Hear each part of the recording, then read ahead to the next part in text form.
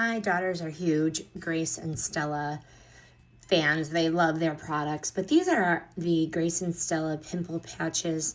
They stand out immediately to us because they're fun shapes. Pink hearts, blue clouds, and purple flowers. They definitely turn Zit care into something a little less miserable.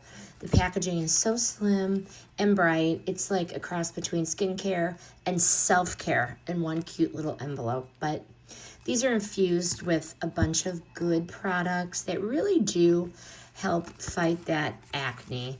Adorable, multi-shape designs. These are just so perfect for teens. They want to use them. And they stay put overnight.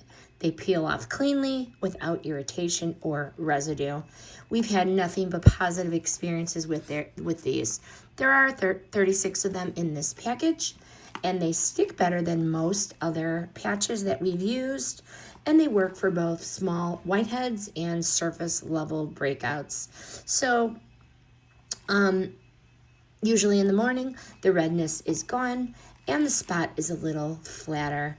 But these are effective, they're gentle, and let's be honest, these are just too cute not to wear. They're just so cute.